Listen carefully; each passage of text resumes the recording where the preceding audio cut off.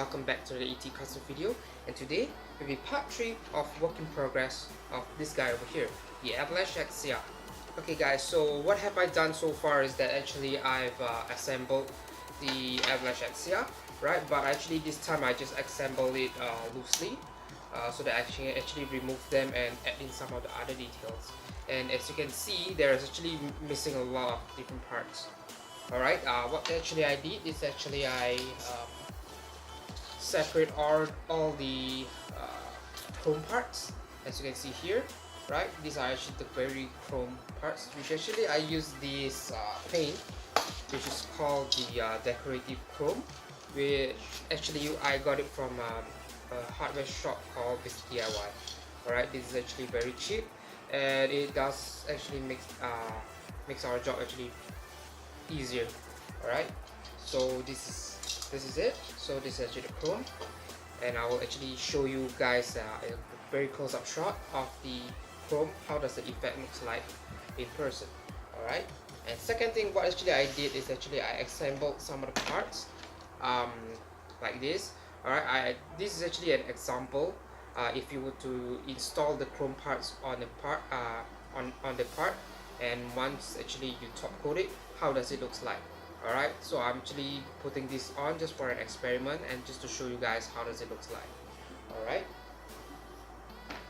and finally, yeah, these parts, these are actually the green parts, the clear green parts, example the camera and the eyes and the swords and etc. So all of these parts I actually did separate it first, because these kind of clear parts, once it hits the what's called the clear coat and then the matte clear coat, it actually looks foggy. So you should actually try to avoid putting this on before the final process. Once you finish the top coat, you can actually install this part on. Alright,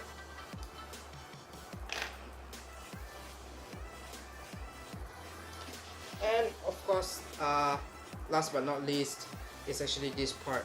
All this rubber clear part, actually I'm actually thinking whether should I actually paint them chrome one part so that the other side looks shiny, or actually I just use the stickers.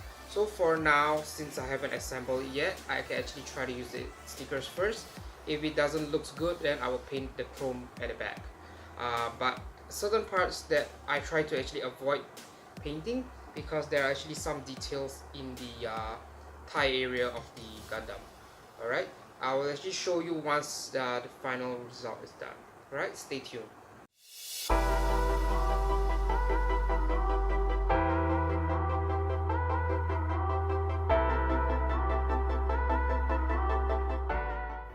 Okay guys, so for the next step, I'm going to go on with the clear coat, and after the clear coat I will go on for the water decals. Alright, so this is actually what you should do if you guys are going to play with the water decals, right? So you guys have to go on clear coat first, and then water decals, and then the last layer is going to be your final top coat. So your final top coat, you can actually either use the clear coat or the flat clear, so it depends on you, but as for me, I'm going to use the flat clear.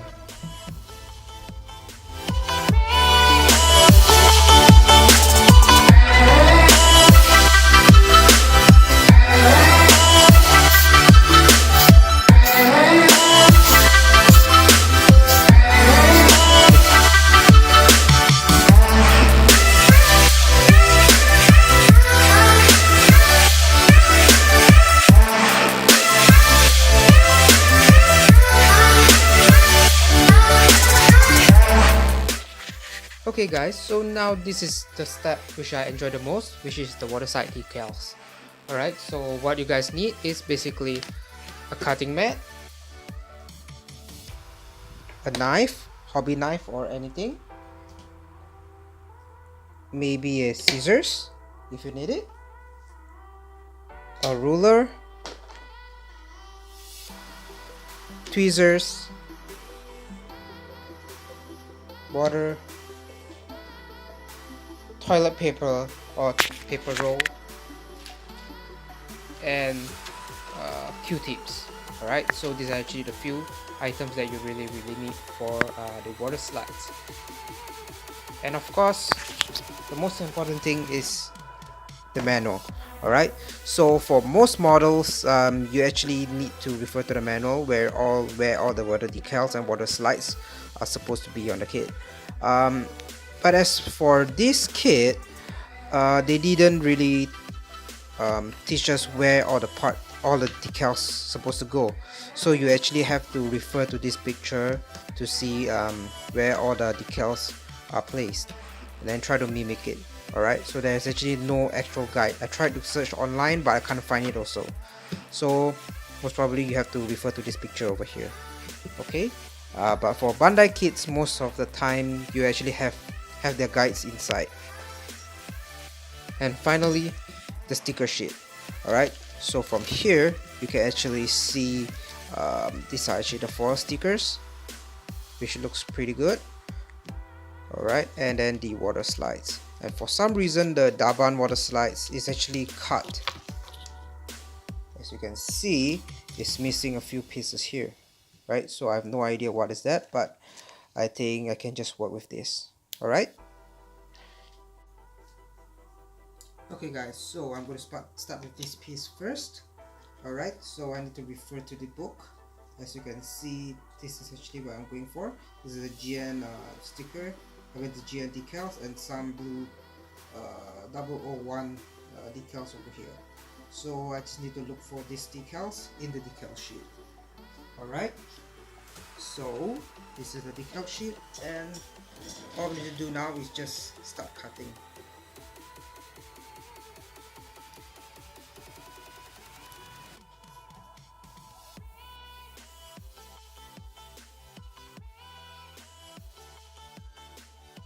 Okay, so I will double check again the book, and it's confirmed that actually there is no guide on where the decals are supposed to go.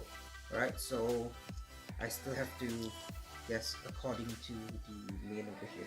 Alright, so I've cut out this decal, which is GN, as you can see over here, and the 001 decal over here. Right, so I'm going to put it on the part over here according to this. So all you need to do is align according to the picture over here, right? And then just follow the decals, how it's supposed to go. Right, so what you should do now is actually just take the decal up and use the tweezers to just hold the edge and dip it in the water. Alright, once you dip it in the water, make sure it's covered with water. Just put it outside. Same goes with the 001. Alright, so dip it in. Right, try to keep it at the side so that it won't damage the other parts. I mean, you don't make the other part of the mat wet. Right, so always prepare a paper towel, or in my case toilet paper, right, so that you can actually wipe them off. And Q-tips. Alright, so Q-tips is actually very important to install the decals. Alright, so I'm going to show you how do I install the water decals on the part.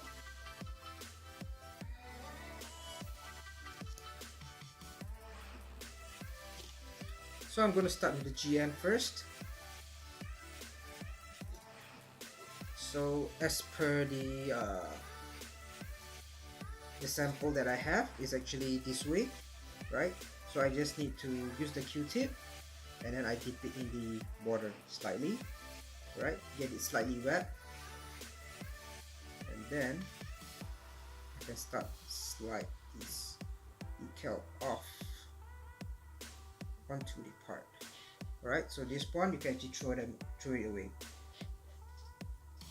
Since it's still wet, you can actually move it. Alright, move it to this spot that actually you want,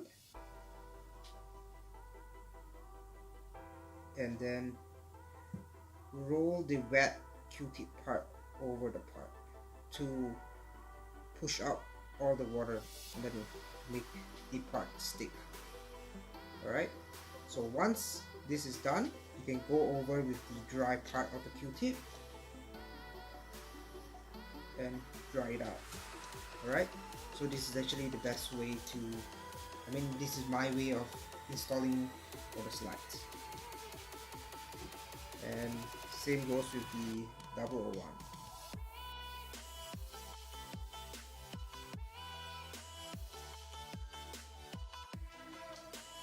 Okay guys, so there's actually one more product for the water slides, which is called the Mug Softer. Alright, as you can see here, it's called the Mug Softer.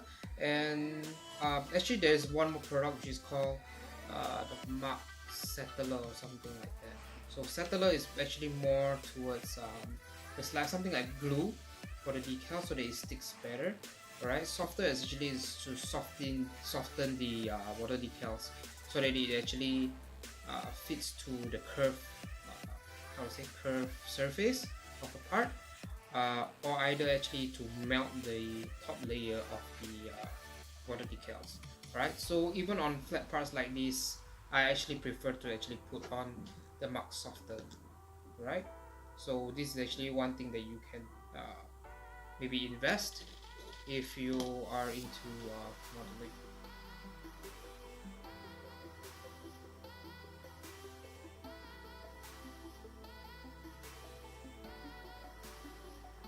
Right, so this is actually how I apply it, and I just leave it to dry. Okay, so if you guys want to see how does it look like close up, so this is how the part looks like once it's done. Right, so this is considered done, and my final part is actually putting on the flat coat over the part.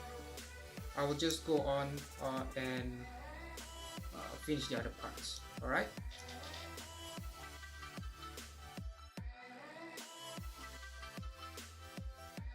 so after you guys are done with your decals, you guys can start do the top coat.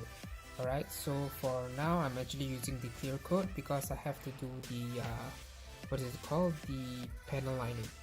Alright, so you guys can skip this step if you guys are not doing panel line, but I do recommend you guys follow this step. Alright, and if you guys do not want to do this step, you can actually just straight away do the panel lining after the decals, but I do this step is actually to protect the water slides.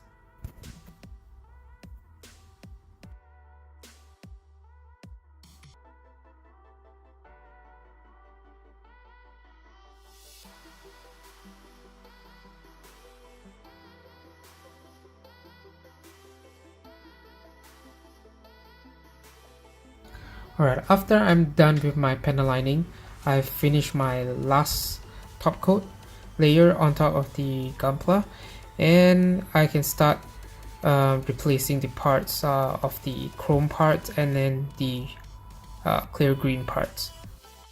As you can see, there is actually a lot of difference after installing the green parts and the chrome parts. I separate these parts so that the chrome parts and the green parts doesn't got foggy from the clear coat or the flat clear that I'm using. Alright, that's all for today. Thank you guys so much for watching, and this project has been a very long one for me because I've been pretty busy going outstation for work and personal life. So hope you guys enjoy this video. And see you guys again next time. Good day guys.